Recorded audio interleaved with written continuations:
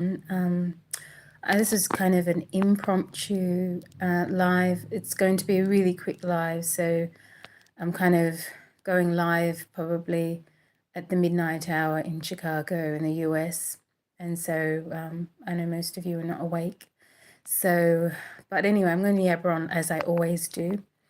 But yeah, so as you can see from my title, I was just like getting packed, getting ready to come home. So, and I woke up this morning with some thoughts and I wanted to share it. I've been spending some months with my family in Australia, so I'm just getting ready to leave my mum's, you call it condos. You call them condos? Yeah, condo. Condos in the US, but they call them apartments in Australia. So I'm just getting ready to leave that now. And so I wanted to just check in with everybody because I've just been kind of posting things and not saying a lot. And I know a lot of other people are going live all the time saying things. And I just want to check in and make sure everybody's still, I guess, encouraged by like the news I shared, because I know that there'll be people that come online just to stir up trouble, and I think some of them really just they want to keep your attention. They want to keep the public's attention. They run their YouTube channels like a business, and you've got to be able to see through that. This channel here, none of the 3 channels I have running for King or myself are monetized. So this isn't a profiting scheme for me. This isn't a business for me. So everything I kind of do has been done from the heart, and it's just purely just to, I guess, express what I've wanted to express and to get King home, as fast as we can. So I hope people see that. I hope people see through what other people are doing and versus what I've been doing, because unfortunately people get caught up in the excitement of, of just the internet world. YouTube can be very exciting. I get it. I get caught up too. Sometimes I see a title and I'm like, oh my God, ooh, what's that? Especially when they put, King's name in their title. They use RKelly all the time. And I'm really sick of it, actually, really angry that people actually keep doing this. But they're using his name for clout. They call it clout in the US. And, where we come from in Australia, they call it, attention. People are always looking for attention. And I think they'll use King's name, and what I hate is that they use it in a derogatory way. Like they try to, like tell horrible stories about people they hate. And they, I've seen titles where people say, well, this person belongs in prison with R. Kelly, and they're supposed to be supporters. Like, I mean, I don't know if you guys can see through that, or is it just me, Hello, people that are just coming in. I was just sharing some news that, that obviously you can see that it's daytime here where I am, so it's Australia. So I've been visiting my family, just getting some healing time, I guess, because I've been on such a journey, and coming home, and I spent some time with my mum before she headed overseas. So I'm just leaving, getting ready to leave her condo, her apartment, and shortly. So I just wanted to check in with everyone. I'm getting ready to come home, of course, because that's part of the deal, isn't it? When you're getting ready to reunite with the person you love, is you've got to get ready and you've got to be ready. So I wish I had exacting news of exactly what time he's going to be home, or what day. But you know how the court systems run in the US. I wanted to come online because I was just I woke up this morning and I had these thoughts that were running through my head, and I thought I want to share it with you guys, because I was raised in Australia. I was born in Brussels in Belgium, and I was raised in Australia, but I also lived and I had a chance to study abroad. I went to a British boarding school, and that's why you hear I've got this British accent, but I'm an Australian nationality, and I was born in Belgium. So I have, a multifaceted like upbringing, and that was because of my father. He was a diplomat. So, but that has kind of given me a disadvantage, I guess, when you're looking at the situation in the United States, from the perspective that I've been looking at it for so long. You can be quite judgmental, and I've been quite judgmental of, I think, people in the past when I've looked at the States and I've thought, why can't people, just, I mean, America is so amazing and it's so wealthy and there's so, everybody, is so blessed to be in America. I don't know why they, people have such a hard time or aren't grateful. And I guess, you know what, maybe God needed to humble me because I was one of those people that had a very narrow perspective. And I hope some of you can see how you can also be narrow minded about other people too from other countries. I think people have also judged me, like they've said, she must be a scammer because people around us are scamming. So it's quite, possible that she's another one just looking for money. But that's clearly not what I'm doing because this channel isn't monetized. No matter how much it grows, it's, until King's home, it's not going to be monetized. So when he comes home and he takes over most of the channel, or we kind of share it more equally, I think it's going to become monetized a little bit, which means that, I think if whatever, stories we tell on here, of course, there is, it becomes a business, because everything in this world, you can't just run it for free forever. And, not to say that we're going to do what other people are doing and just keep stories behind a closed veil. I think when we do our interview, like, I don't know how we're going to set that up because I want it to be so as many people as possible can hear this story. I'm sorry, I've jumped into another topic, but I was telling you about how I was brought up and how I didn't really have an idea about, what people go through in America, Black people in America go through.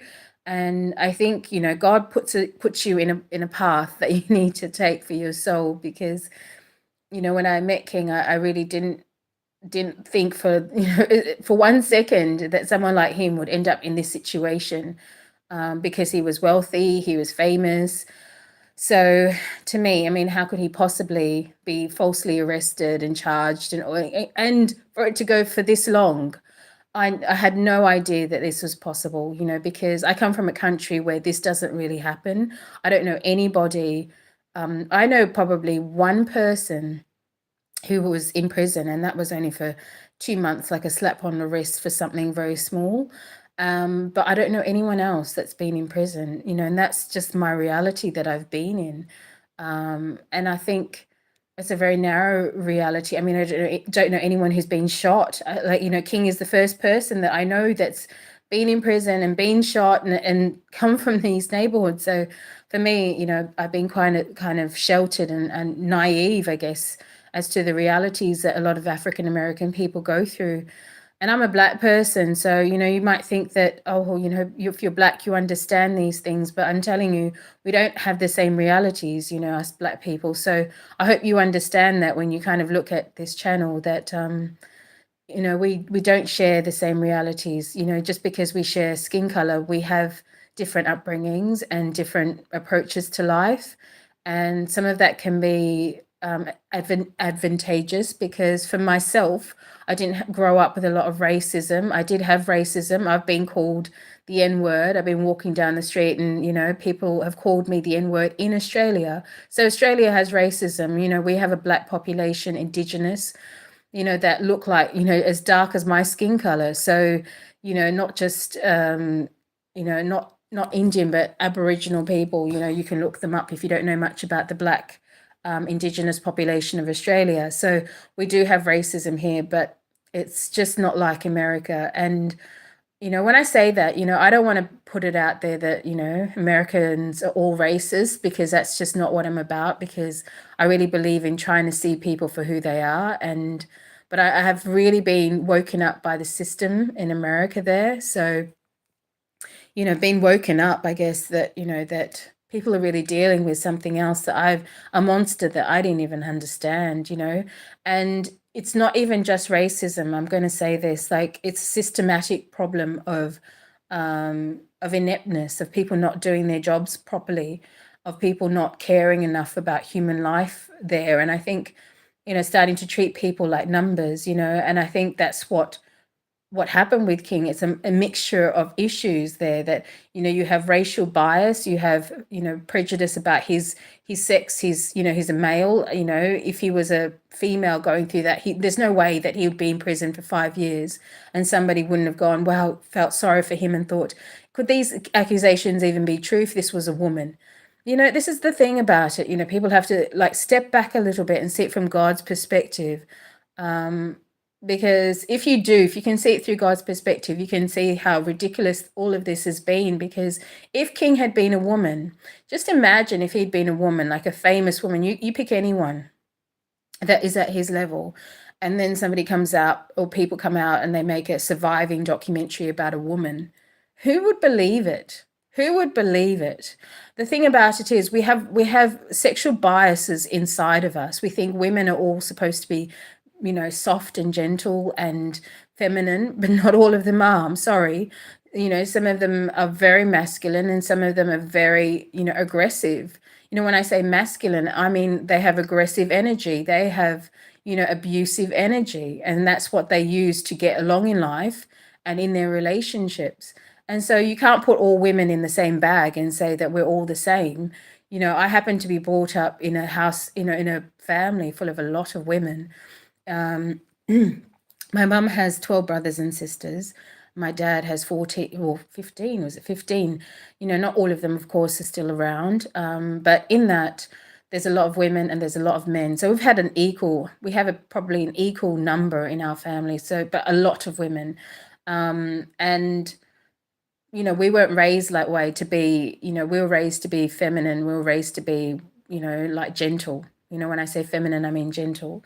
And to be, obviously, empathic, and like that, those qualities are becoming rarer, I guess, in the current climate, I guess, because people feel a lot of women are raising children on their own.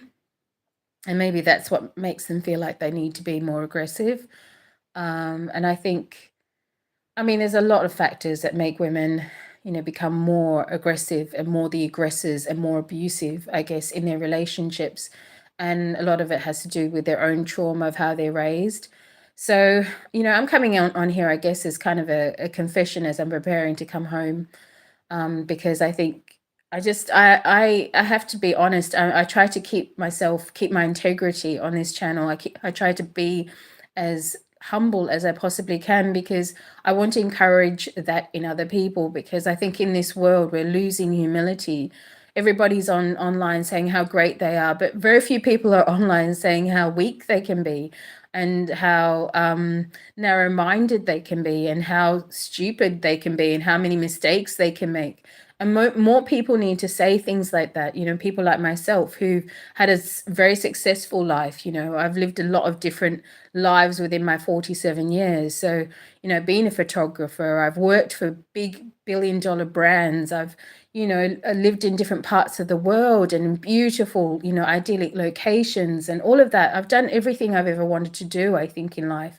And now I'm onto my probably, what is it, fourth career now, and this is my last one where I'm studying medicine, in my later years. And that's just not known, like women, to do what I'm doing. But it was just a calling for me. We've got, that in our family, like women that have been, in the medical field in my family. My mum was a nurse for 20 years. Even though my father was a diplomat, she went out when things went hard. I want to tell you that story one day, but when things got tough for her, like she didn't sit on her, on her bottom and say, well, okay, go out and get us some money. She went out and she helped. That's the thing. She went out and she not just helped, she took over for what, because our dad, when we came into exile, we came as political refugees in Australia. And I don't want to get too much into my personal life, but of course I want to tell you the full story so that you understand a little bit more about my background and, how I think and why I think the way I think, why I am the way I am, and why I'm not like other people online, and why you might think, oh, you might be afraid, you might be tempted to think that I am, but I'm just not. I've had a different life, a different upbringing. So I know a lot of people, hello, that whoever's coming through, I can see lots of people popping in. So I just welcome you to come and join me in this very short conversation where you can see the title, I'm preparing to come home. And it's because, I'm preparing for King to be home. And that's within any hour at this point, because you know how the system works. I was trying to say in the US, it's very convoluted, and I think that's been part of the problem in actually getting him home is there can be so many different people interfering in the States that I wasn't prepared for. In Australia, we're a smaller country. So if you have a problem like that, like a legal problem like that, I promise you, within a year, I don't think that even a year it would take for it to be sorted out. This kind of confusion would never happen in Australia, where it would take 5 years.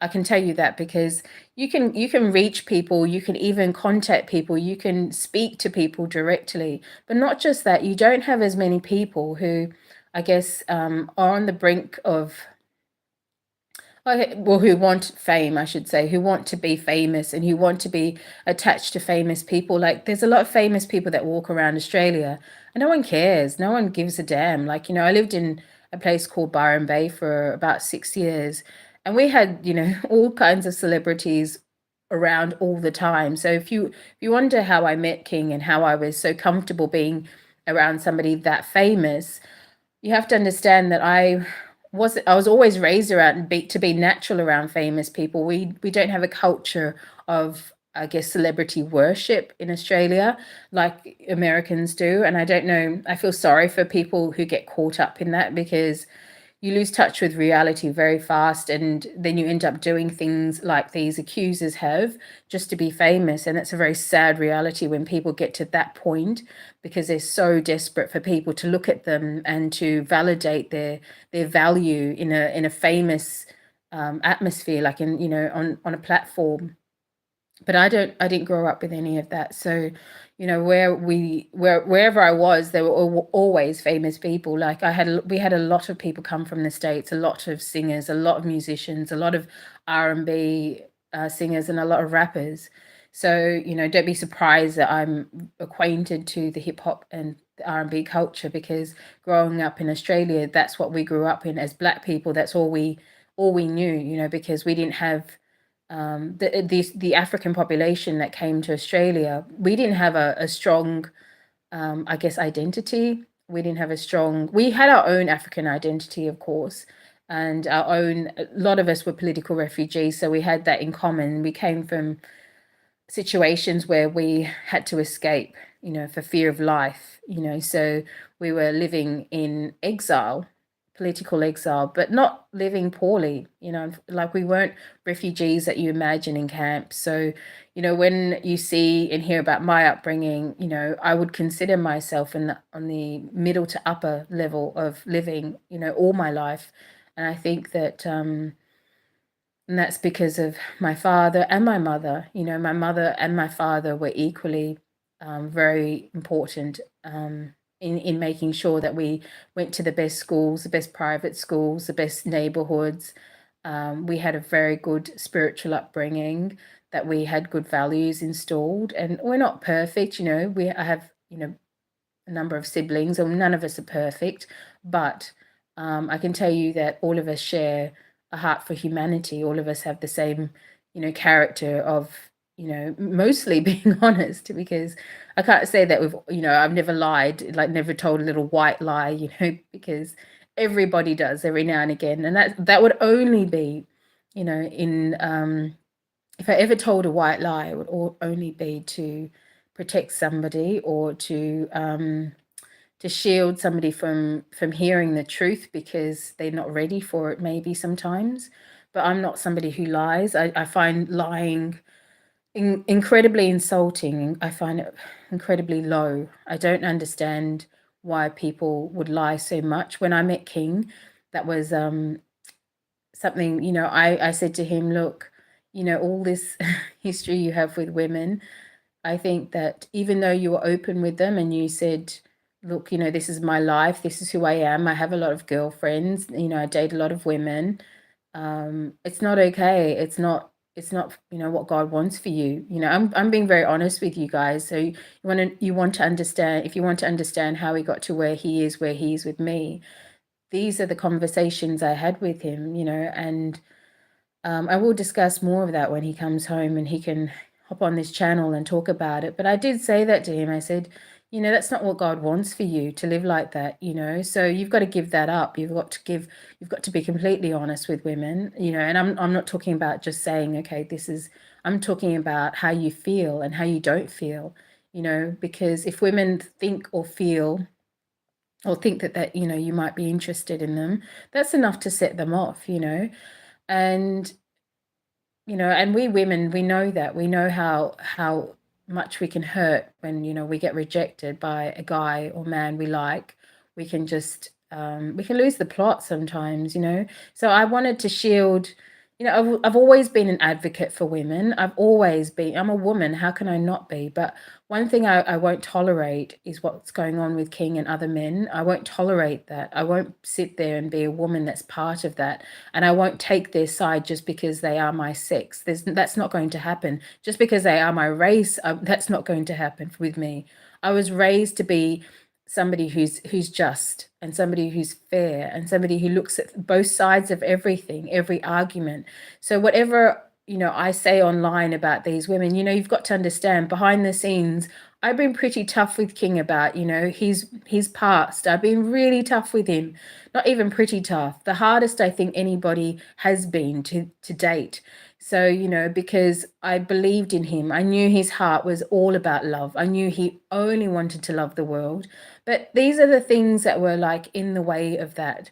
When you're living a life of a rock star and everybody kind of expects you to have lots of girlfriends and, live this lavish lifestyle, open relationships, you never get, first of all, you never find happiness, and also your connection with God becomes weaker, and King's relationship with God has always been the most important to him.